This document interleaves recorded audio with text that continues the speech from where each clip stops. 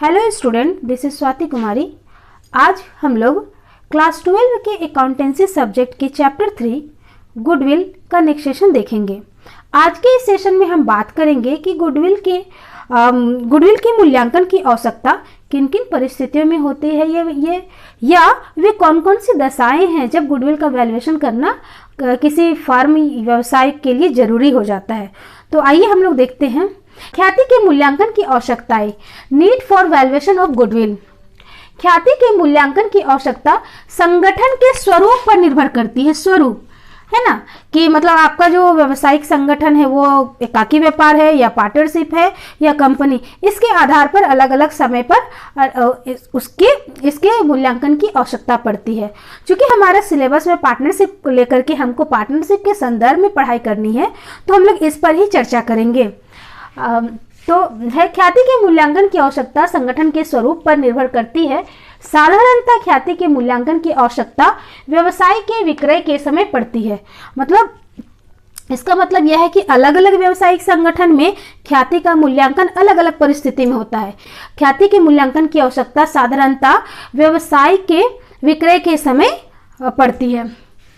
Next हम लोग देखते हैं साझेदारी फर्म में ख्याति के मूल्यांकन की आवश्यकता निम्न परिस्थिति में होती है। क्योंकि हमारा सिलेबस में पार्टनरशिप है, साझेदारी है और साझेदारी के संदर्भ में हमको गुडविल के वैल्यूएशन की बात करनी है, इसलिए हम लोग यहाँ पर साझेदारी फर्म के संदर्भ में बात कर रहे हैं। तो एक साझेदारी फर्म को ख्याति के मूल्यांकन या गुडविल का वैल्यूएशन निम्न परिस्थिति में करना पड़ता है। वो क्या क्या परिस्थितियां हैं? पहला, जब साझेदारों के लाभालाभ अनुपात में परिवर्तन किया जा रहा हो। कहने का मतलब जब साझेदारी फर्म है, फॉर एग्जांपल कि मान लीजिए एक पार्टनरशिप फर्म है जिसके साझेदार है ABC, है ना, और ये साझेदार जो है वो इक्वली लाभानी बांटते हैं, लेकिन कुछ चेंजेस होने के बाद फिर वे अब ये डिसाइड करते हैं कि नहीं, उनका जो भी लाभालाभ अनुपात होगा वो पूंजी के आधार पर होगा, यानी कि जो जितना पूंजी लगाया है उसके आधार पर बांटेंगे। तो यहाँ पर चेंज हो जा रहा है ये लाभालाभ, है ना। पहले ये लोग तीनों बराबर बांटते थे, अभी इन लोगों ने डिसाइड किया कि जो जितनी पूंजी लगाया है उसके आधार पर ये लाभानी का बंटवारा करेंगे। तो ऐसी स्थिति में यहाँ पर लाभालाभ अनुपात में परिवर्तन हो रहा है, और तो इस सिचुएशन में, इस परिस्थिति में साझेदारी फर्म को अपने गुडविल का मूल्यांकन करने की आवश्यकता होगी। तो क्लियर है। नेक्स्ट हम देखते हैं जब नए साझेदार का प्रवेश हो रहा हो, है ना। जब कोई नया साझेदार फर्म में आ रहा हो तो उस सिचुएशन में नया साझेदार दो चीज लेकर आता है ना। क्या क्या लेकर आता है? एक तो वो कैपिटल लेकर आता है कि वो अपना पूंजी जितना फर्म को देगा, और दूसरा वो एक गुडविल के एक निश्चित अमाउंट लेकर आता है, और वो अमाउंट कितना लाएगा ये तभी पता चलता है जब उसके आने से पहले उस फर्म का वैल्यूएशन हो जाए। फॉर एग्जाम्पल, एक पार्टनरशिप फर्म है, उसमें दो साझेदार हैं A और B, है ना। ये लोग 1:1 यानी कि बराबर लाभानी बांटते हैं। अब कोई नया पार्टनर आ रहा है फर्म में C, है ना। A और B जो पुराने साझेदार हैं, है ना, ये मान लीजिए बहुत सालों से बिजनेस कर रहे हैं और ये अपना मार्केट में अच्छा गुडविल बना चुके हैं। ये जो गुडविल बनाए हैं A और B के द्वारा, जो गुडविल बनाई गई है वो इसमें सिर्फ इन दोनों का मेहनत है। तो क्या C आएगा कैपिटल लेकर के और गुडविल इस पूरे इन दोनों के द्वारा जो कमाया गया गुडविल है उसमें हिस्सा ले पाएगा? नहीं। तो इस सिचुएशन में क्या होता है कि A और B जब C को अपने फर्म में प्रवेश देते हैं तो C को ये बताते हैं कि आप कैपिटल के साथ साथ गुडविल ले आइएगा, और गुडविल की राशि क्या होगी ये C के आने से पहले A और B अपने व्यवसाय के गुडविल का वैल्यू लगा लेते हैं। मान लीजिए कि सी कैपिटल के रूप में 1 लाख रुपया लेकर आ रहा है ना, और यहाँ गुडविल का वैल्यू है मान लीजिए 2 लाख रुपया। तो ये 2 लाख इसका गुडविल का वैल्यू जो A और B की मेहनत से कमाई गई है, इस 2 लाख गुडविल में C के आने से उसको भी फायदा होगा, क्योंकि गुडविल कमाने में तो A और B का सिर्फ हाथ था, है ना। अब C यहाँ आएगा, इस फर्म में C अगर आता है तो C, इस फर्म का C के आने के बाद इस फर्म में जो प्रॉफिट होता है उसका हिस्सा तो C को भी मिलेगा। तो इस प्रॉफिट में हम लोग लास्ट सेशन में पढ़े हैं कि गुडविल लाभोपार्जन क्षमता को बताता है ना, यह लाभ कमाने में मदद करता है। तो ये इसका जो गुडविल है वो इन दोनों के द्वारा कमाई गई है ना। तो इस गुडविल में सी को अपना हिस्सा देना होगा। तो इस तरह जब कोई न्यू पार्टनर कोई पार्टनरशिप फर्म में इंटर करता है, प्रवेश करता है, तो उसको दो चीज लाने की आवश्यकता होती है। एक तो वो कैपिटल लेकर आता है और दूसरा वो गुडविल की राशि लेकर आती है। तो गुडविल की कितनी राशि लेकर आएगा ये डिसाइड कौन करता है? पुराने साझेदार। कैसे डिसाइड करते हैं? नया पार्टनर के फर्म में प्रवेश होने से पहले वे उस फर्म के गुडविल का वैल्यू लगा लेते हैं और उसके अनुसार नया पार्टनर को अपने कैपिटल के साथ साथ गुडविल की एक निश्चित राशि लानी पड़ती है। नेक्स्ट हम बात करते हैं, ये पॉइंट भी हो गया। नेक्स्ट हम बात करते हैं जब कोई साझेदार अवकाश ग्रहण कर रहा हो, यानी कि कोई पार्टनरशिप फर्म में पहले से है, अब वो जा रहा है ना। For example A B C 3 partner है ना। अब सी क्या है कि वो फर्म छोड़ के जाना चाह रहा है, रिटायर होना चाह रहा है। तो साथ में वो क्या क्या लेकर जाएगा? साथ में पहले तो वो अपना कैपिटल भी लेगा, है ना, कि जो वो लेकर आया था वो कैपिटल वो लेके जाएगा। और दूसरा, सी उस बिजनेस में रह करके जो गुडविल कमाया है, क्योंकि जो भी गुडविल फर्म का है ना। अगर हम इसको छोटे से एग्जांपल के थ्रू देखें तो क्या होगा कि ए बी और सी 3 पार्टनर है। अब सी क्या हो रहा है? रिटायर होना चाह रहा है। तो जब सी आया था फर्म में तो दो चीज लेकर आया था, कैपिटल और गुडविल। तो जाएगा तो दो चीज लेकर जाएगा, कैपिटल और गुडविल। तो कैपिटल तो इसका फिक्स है, वो फर्म से कैपिटल निकाला है ना। लेकिन वो गुडविल का कितनी राशि लेगा रिटायरमेंट के टाइम? तो जब वो रिटायर होगा उसके पहले ये तीनों के रहते हुए उस फर्म का क्या होगा? गुडविल का वैल्यू लगाया जाएगा और वो जो राशि सी के हिस्से में आएगी वो उस गुडविल को लेकर के जाएगा। सेम कंडीशन साझेदार की मृत्यु के समय होती है। यहाँ पे पार्टनर रिटायर हो रहा था, यहाँ पे साझेदार की मृत्यु हो जाती है। तो मृत्यु की स्थिति में भी रिटायरमेंट के जैसा ही कैलकुलेशन होता है, बस मृत्यु जिसकी होती है उसके जो उत्तराधिकारी होते हैं उसको पेमेंट किया जाता है। नेक्स्ट हम बात करते हैं जब फर्म के व्यवसाय को बेचा जाए। अभी क्या है कि हम फर्म को ही बेच रहे हैं, तो फर्म को बेच रहे हैं, फर्म का एक वैल्यू निश्चित होता है और उसके साथ साथ उस फर्म के गुडविल का भी वैल्यू लगाया जाता है।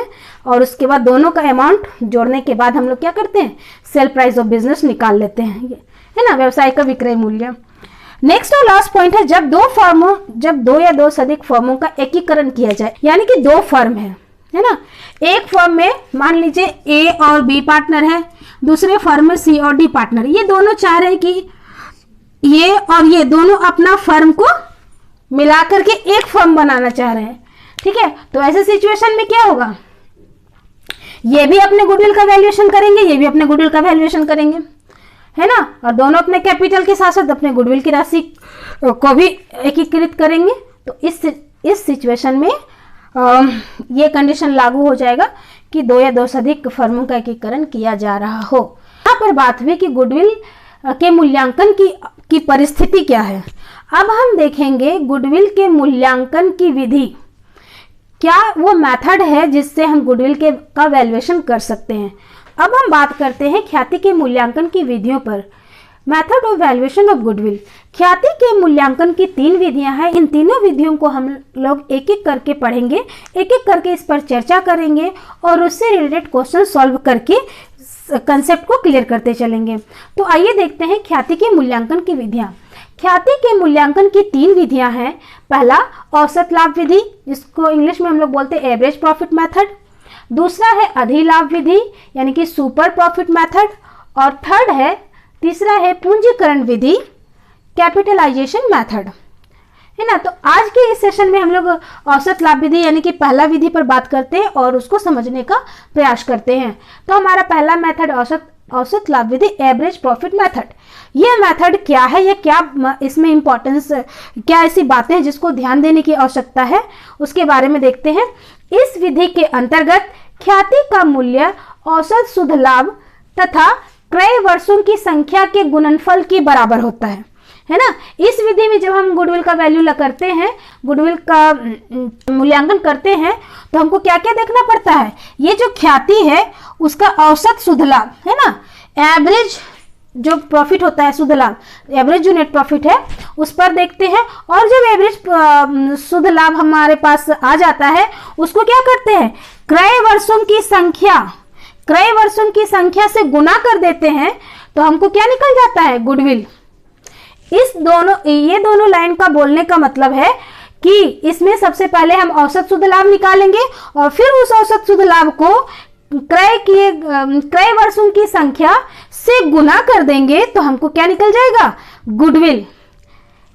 नेक्स्ट देखते हैं, ख्याति का मूल्यांकन पिछले कुछ वर्षों के औसत लाभ के आधार पर किया जाता है। नेक्स्ट है, औसत लाभ ज्ञात करके इसे एक निश्चित वर्षों की क्रय की संख्या से गुना कर दिया जाता है। तो ये दोनों बातें जो है उसमें ये शामिल है। ठीक है, तो आपको इस मेथड में क्या ध्यान देना है, सबसे पहले हमको औसत शुद्ध लाभ निकालना है और फिर औसत शुद्ध लाभ को क्रय किए गए वर्षों की संख्या से मल्टीपल कर देना है, गुना कर देना है, देन हमारा क्या आ जाएगा, गुडविल आ जाएगा।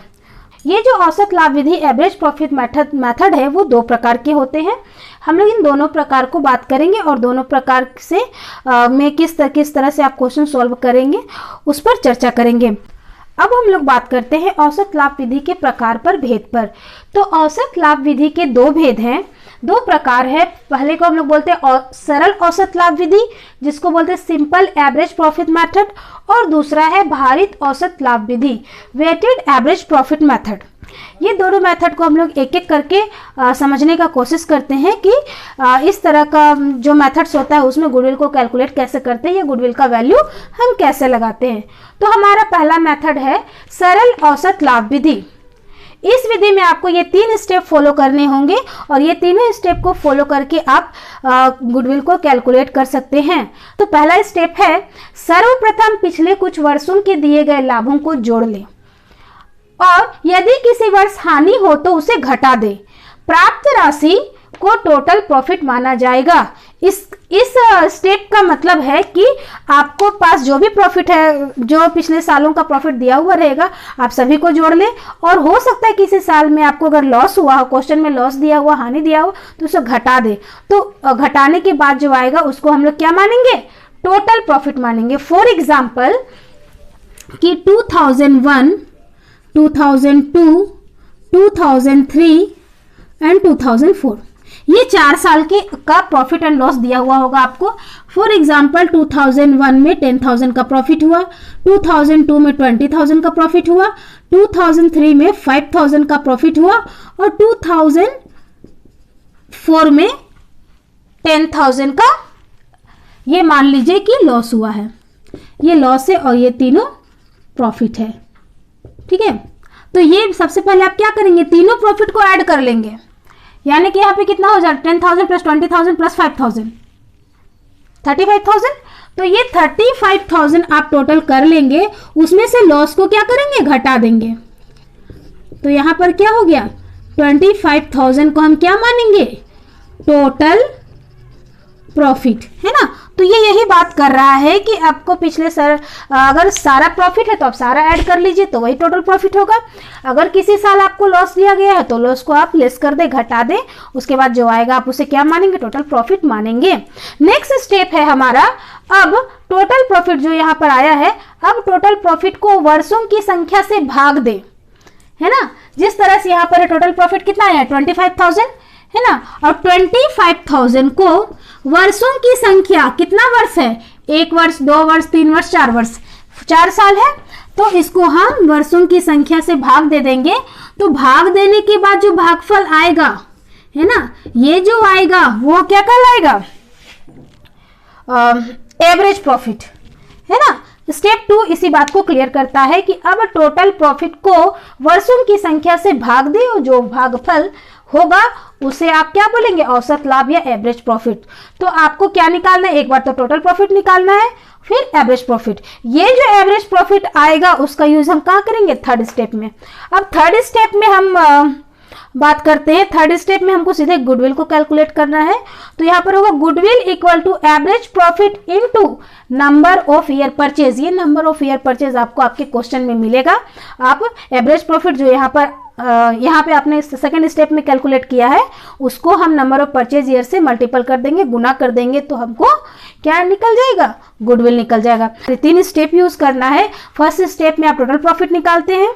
अगर आपके क्वेश्चन में टोटल प्रॉफिट दे दिया गया हो तो आपको फर्स्ट स्टेप काम नहीं करना है, आपको 2nd स्टेप में एवरेज प्रॉफिट निकालना है और और थर्ड स्टेप में आपको गुडविल कैलकुलेट करना है। कभी कभी क्वेश्चन में एवरेज प्रॉफिट भी दे दिया गया रहता है, तो ऐसी स्थिति में सीधे आप एवरेज प्रॉफिट को नंबर ऑफ परचेज से मल्टीपल करके आप गुडविल कैलकुलेट कर सकते हैं। तो सरल औसत लाभ विधि को अब हम एक एग्जाम्पल के थ्रू इसके कंसेप्ट को और क्लियर करते हैं। तो देखते हैं एग्जाम्पल क्या है। The profit for the last 5 year of a firm whereas follows. आपको 5 साल का प्रॉफिट दिया गया है। Year 2014 rupees 4 lakh, year 2015 rupees 5 lakh, year 2016 rupees 6 lakh, year 2017 rupees 6,50,000 and year 2018 rupees 8 lakh. यहाँ पे 8 लाख जो है वो लॉस है, ये आपको ध्यान देना है।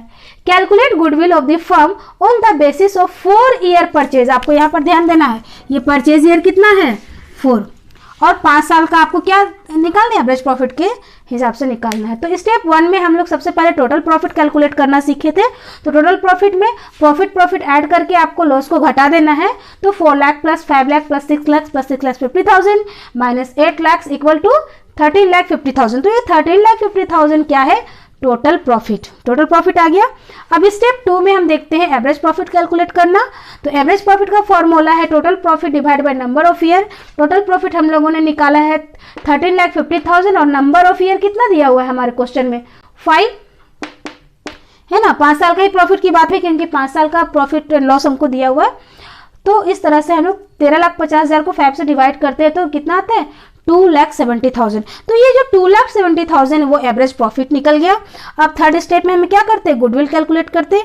और गुडविल का फॉर्मूला कि average profit into number of purchase year. Average profit हमारे कितना आ गया 2,70,000 और नंबर ऑफ परचेज जो क्वेश्चन में दिया गया है ना, number of purchase for year का है। तो 2,70,000 इंटू 4 इक्वल टू 10,80,000। ये जो 10,80,000 है वो क्या निकल गया, गुडविल। तो इस तरह से आपको ये तीनों स्टेप को फॉलो करते हुए इस मेथड से गुडविल को कैलकुलेट करना है या गुडविल का वैल्यू लगाना है। तो उम्मीद है कि आपको आज का ये क्लास समझ में आ गया होगा। अगर किसी तरह का डाउट हो तो प्लीज़ आप हमें कमेंट करके पूछ सकते हैं। और आपको अगर इसके पहले का सारा वीडियो देखना है तो आपको डिस्क्रिप्शन में लिंक मिल जाएगा, आप वहां से उस लिंक के थ्रू आप वीडियो देख सकते हैं। तो मिलते हैं नेक्स्ट क्लास में नेक्स्ट टॉपिक के साथ। अगर आपको ये क्लास अच्छा लगा हो तो प्लीज़ मेरे चैनल को लाइक शेयर एंड सब्सक्राइब कीजिए। Thank you for watching my class.